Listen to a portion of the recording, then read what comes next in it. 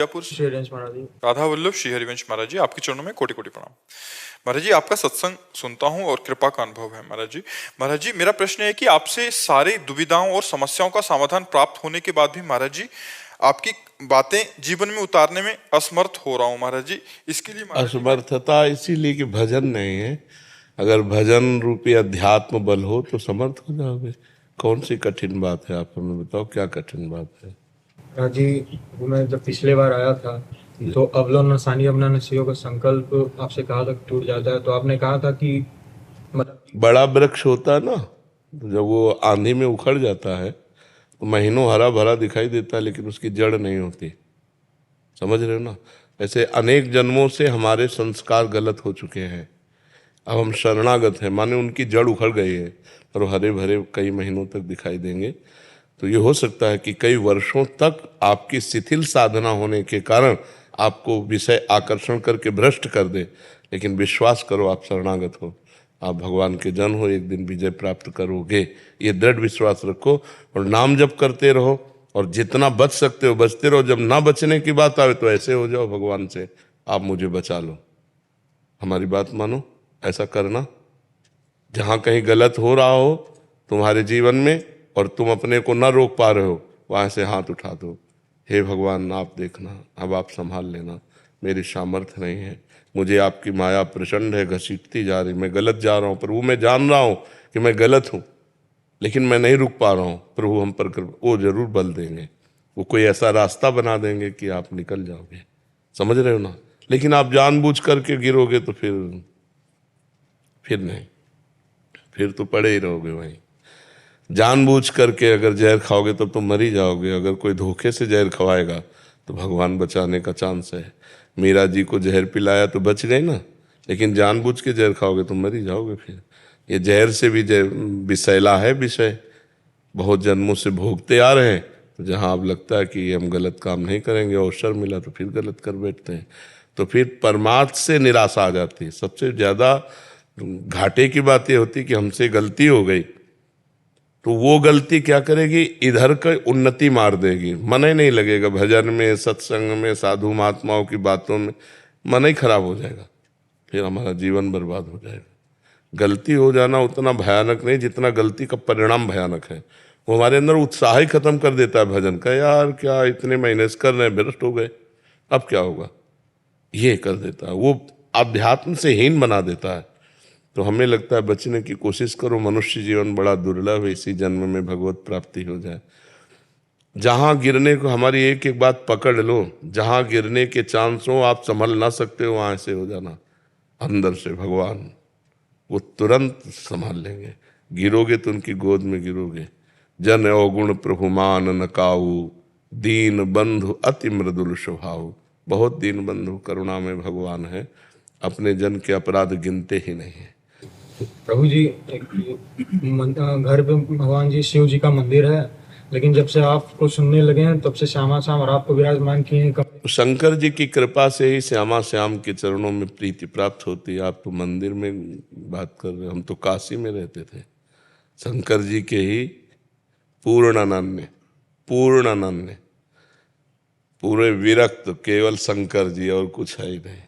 तो हमें श्यामा श्याम के मार्ग में भेज दिया, तो उनकी कृपा से ही श्यामा श्याम की प्राप्ति होती है। महाराज जी, सुबह जैसे उठते हैं 3 बजे 4 बजे, जब भी तो समझ नहीं पाते पहले किसकी पूजा कर। पहले शंकर जी की पूजा कर, जगत गुरु है, वैष्णवाचार्य है, उन्हीं की कृपा से श्यामा श्याम की प्राप्ति होगी। ठीक है। राजेश सैनी जी। श्री राधा वल्लभ महाराज जी, वैराग्य हुए बिना भी परम पद की प्राप्ति हो सकती है? हाँ, हो सकती है। यदि हम घर गृहस्थी के भोगों को धर्म पूर्वक भोगे, तो जैसे भूख लगी है तो धर्म पूर्वक कमाए हुए अन्न से पेट भरे, काम सता रहा है धर्म पूर्वक पाणी ग्रहण की हुई पत्नी से सहवास करें, हमें मोह सता रहा है अपने बच्चों से भागवतिक भाव से प्रेम करें।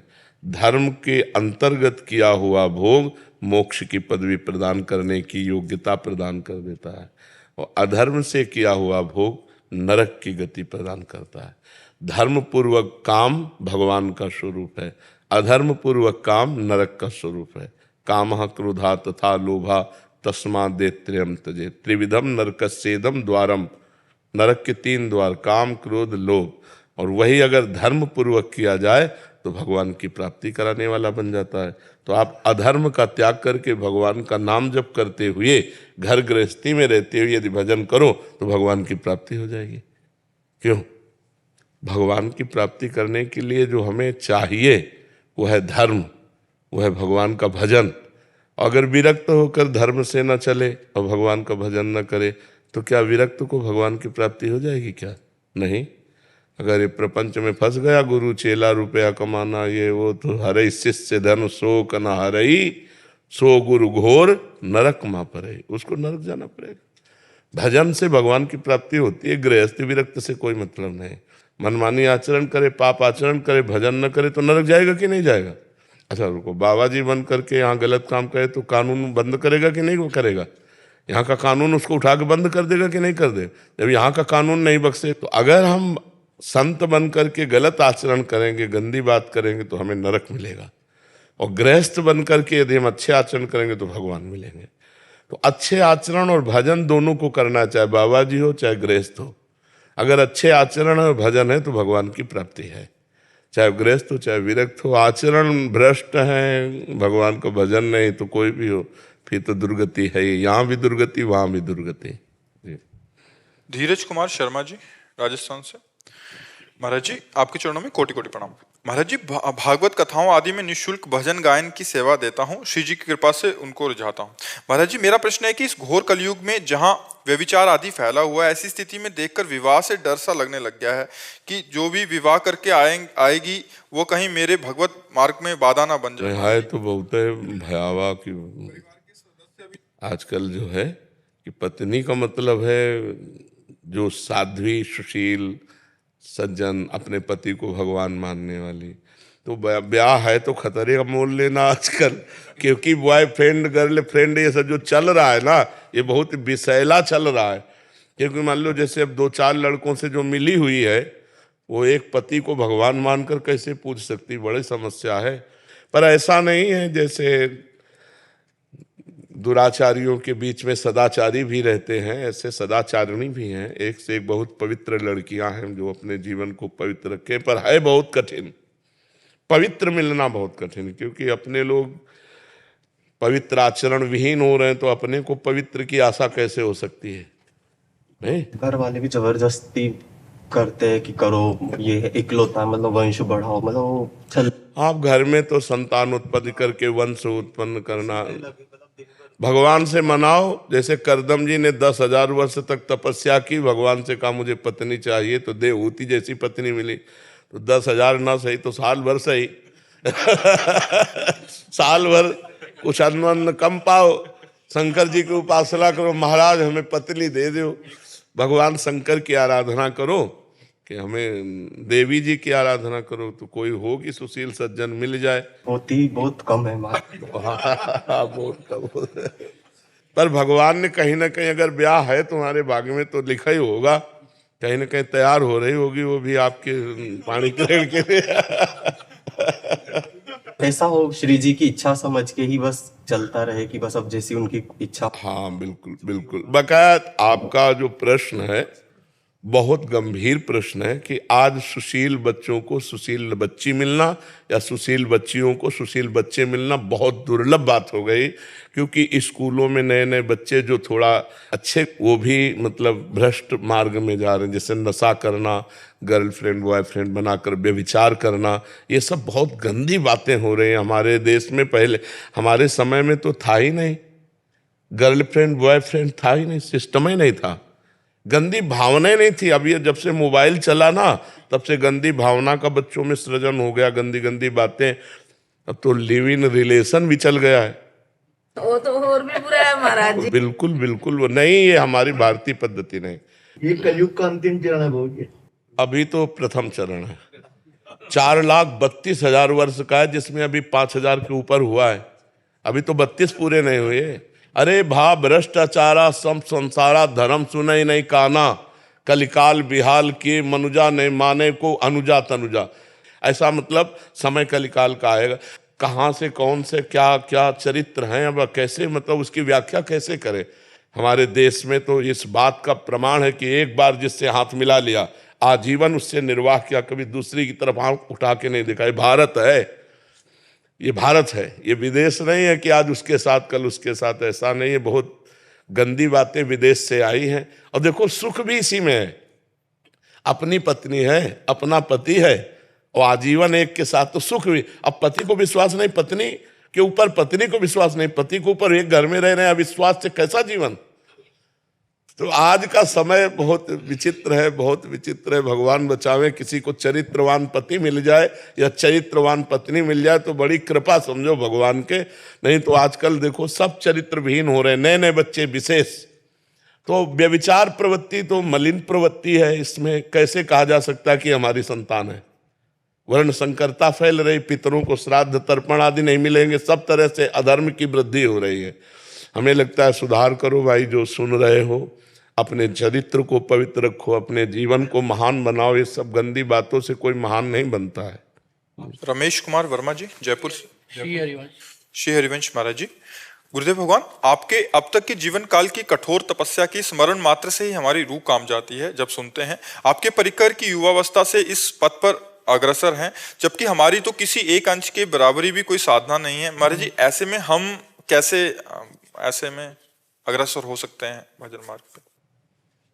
इंजन में पावर होता है, डिब्बे में पावर नहीं होता। डिब्बे में कनेक्शन होता है इंजन से। इंजन में 2-4 लोग ही बैठ सकते हैं, डिब्बे में सैकड़ों लोग बैठ सकते हैं।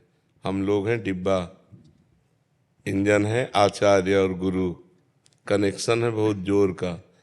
तुम हो यात्री, चुपचाप डिब्बे में बैठे हो, काहे परेशान होते हैं?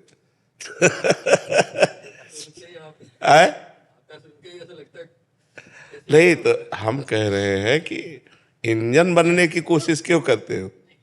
डिब्बा में बैठ जाओ चुपचाप, ट्रेन वहीं पहुंचेगी जहां इंजन जाएगा, नहीं पहुंचेगी। तो जीव भगवान का नित्य अंश है, वो अपने आप को भूल गया है।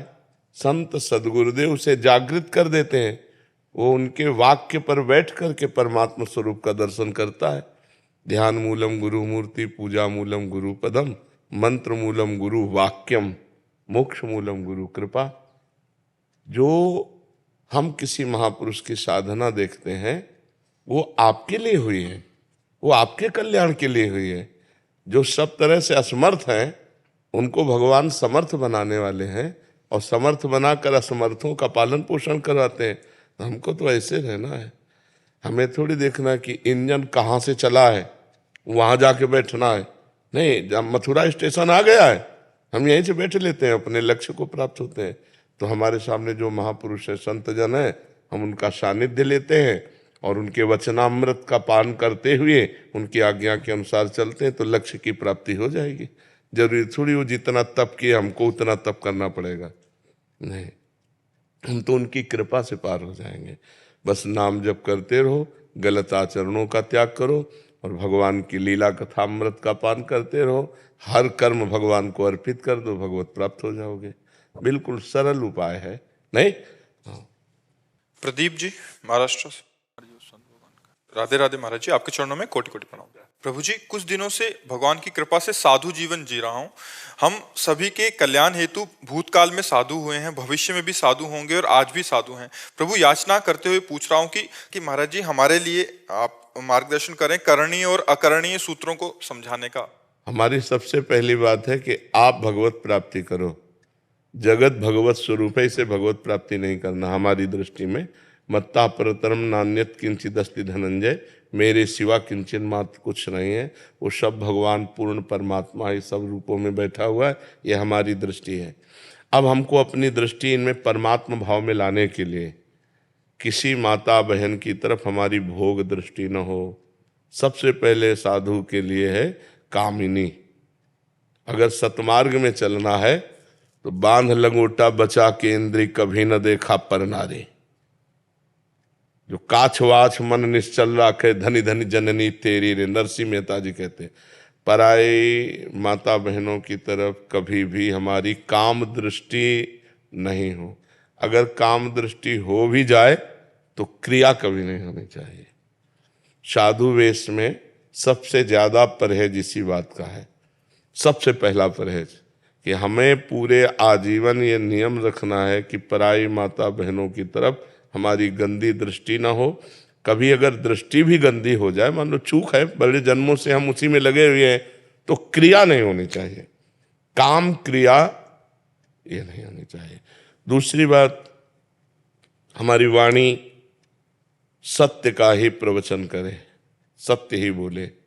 भगवान नाम सत्य है, भगवान की लीला चर्चा कथा सत्य है, इसके अलावा मौन रहे।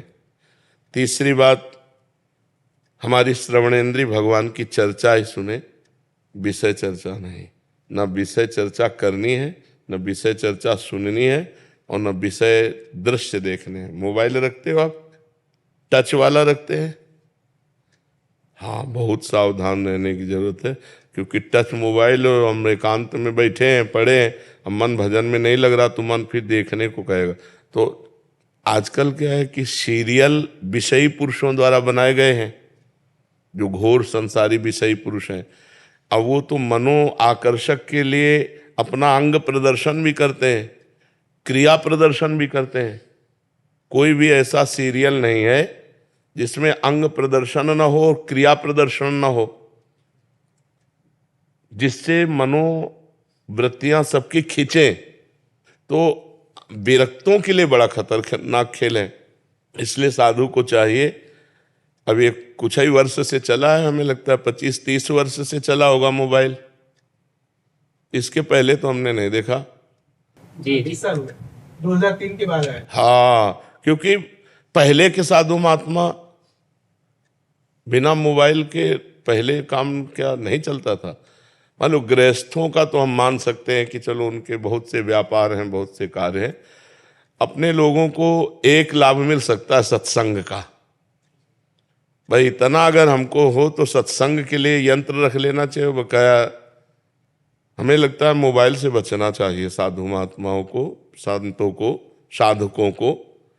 नहीं तो ये बहुत खतरनाक खेल है। मनुष्य है, सबके हृदय है, सब कोई अन्न पाता है तो काम क्रोध लोभ तो आते ही है ना। अब उस समय जब काम वेदना जागृत हुई और मोबाइल बगल में रखा है, तो पढ़े लिखे लोग हैं, सर्च कर लिए और भ्रष्ट हो गए। गंदी बातें देखकर, गंदे चित्र देखकर, गंदा दृश्य देखकर हमारे अंदर गंदगी बढ़ेगी। इसलिए हम खुली बात कहते हैं, इतनी सामर्थ्य हो कि केवल सत्संग सुनेंगे, इसके अलावा स्विच ऑफ रखेंगे तो मोबाइल रखो, अन्यथा इसको कूड़ेदाने में फेंक दो। तो ये बात देखना है हमको कि मोबाइल कहीं हमें गलत चरित्रों में न फंसा दे, गलत मार्ग में न ले जाए। तो नेत्रों से गलत देखना, कानों से गलत सुनना, वाणी से गलत बोलना, ये बंद कर दें। अगर हमारा परमार्थ मार्ग भगवान की कृपा से हमें मिला है तो वो पुष्ट होना चाहिए, और वो पुष्ट होता है निरंतर भजन करने से। हर समय जो गुरु जी ने आपको नाम दिया हो, मंत्र दिया हो, उसका निरंतर जप करो। जो नाम दिया निरंतर जप करो, किसी से ज्यादा मिलो मत। भोजन के लिए भिक्षा वृत्ति अपना लो, या किसी आश्रम से जाकर के ले लो, जैसा भी व्यवस्था बने। ज्यादा प्रपंच नई अवस्था में नहीं करना चाहिए। आपकी कितनी अवस्था है इस समय? 33। हाँ, इस समय तो हम केवल गंगा किनारे रहते थे, कभी किसी नगर में प्रवेश नहीं हुए। जवानी में कभी किसी नगर में प्रवेश नहीं हुए। तो इस अवस्था में तप में जीवन व्यतीत होना चाहिए, कष्ट में जीवन व्यतीत होना चाहिए, तभी वीर पचता है।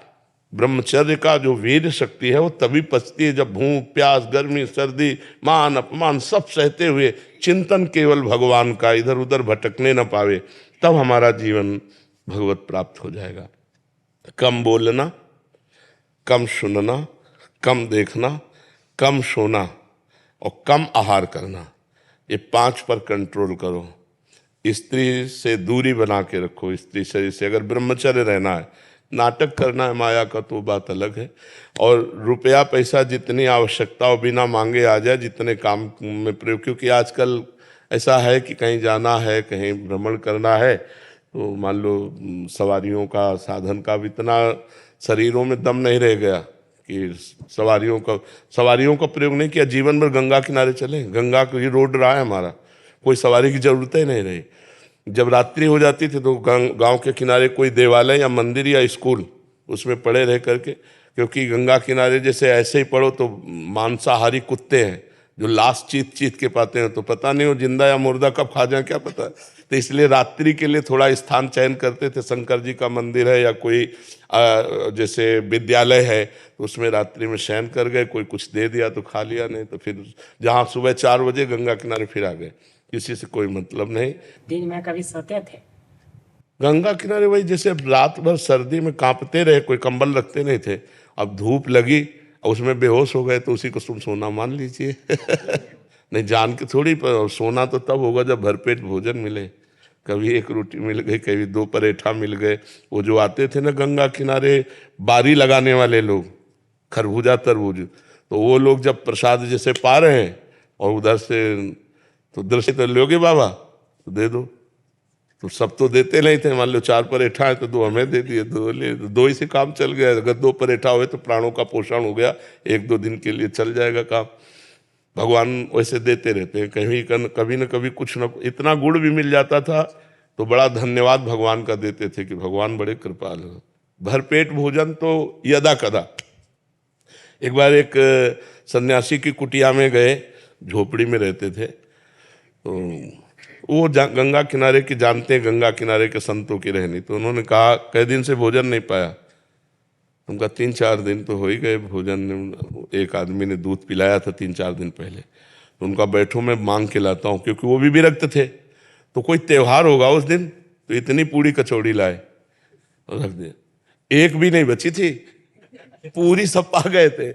तो हमें बाद में ध्यान आया, हम महाराज आपके लिए तो बचा ली। बोले हमें पता है गंगा किनारे के साधु कैसे होते हैं। अब फिर पता नहीं हफ्ता 10 दिन मिले कि न मिले, ऐसा जीवन था। उसी जीवन से भगवदानंद की अनुभूति होती है। नए शरीर को ज्यादा गृहस्थों के घर ना सुलाए, ज्यादा गृहस्थों की से मित्रता न करे, दूरी बना के रखे। जो मिले सो आकाश वृत्ति से खाए और गंगा यमुना का सेवन करके तीर्थ धामों में अब रहे, गाँव में ना घूमे, नहीं मार डालेंगे, कहेंगे बच्चा चोर है। नहीं, आजकल तो ये भी चला है कि पहले जैसे संत स्वतंत्र घूमते थे, अब घूम नहीं सकते। तो कंचन कामिनी कीर्ति से बचो और खूब नाम जप करो और बहुत संभल करो। बड़े भाग्यशाली हो जो संसार से हट के भगवान के मार्ग में चल रहे हो। बढ़िया निर्विकार शरीर है। 19 साल से घर से बाहर हुई। हाँ, तो घर से मतलब न रखो। घर वालों का फोन नंबर है, बात करते हो? कभी कभार। घर वालों से नहीं। माता पिता की ऋण है ना, माता पिता। संन्यास के बाद कोई ऋण नहीं रहता। संन्यास के बाद जब हम संन्यास ले लेते हैं तो हमारा सारा ऋण भगवान मुक्त करते हैं। हमारा किसी से संबंध नहीं। जिस दिन से घर से निकले उस दिन से बस हमारा वसुधैव कुटुंबकम, ये सब हमारा परिवार है। यही सब हमारे निज जन है, हमारा और कोई निज जन नहीं। संत का वसुधैव कुटुंबकम, पूरा विश्व हमारा परिवार है, परिवार का एक क्षेत्र। अब मान लो कोई समस्या परिवार में, फोन करे तो डिस्टर्ब हो जाओगे फोन से बातचीत करके। ये फोन बहुत जहर है, बाबा जी के लिए तो जहर ही है नहीं। अब ऐसे मान लो आपके घर में कोई घटना घटी, आपको क्या पता, मस्ती से भजन कर रहे हो, अब कुन हाँ बोले अमुक मर गए, अच्छा अब जाओ। तुम नई शरीर से गए तो मन से जाओ। अब परेशान हो, भजन चिंतन छूट गया। तो इसलिए बहुत सावधान होकर, बहुत कठिन है कलयुग। भगवान ऐसी ऐसी व्यवस्था करे दे रहे कि भजन हो ही ना पावे। कलयुग में भजन होना सबसे कठिन है, और जबकि कलयुग में भजन करके बहुत जल्दी भगवत प्राप्ति की जा सकती है।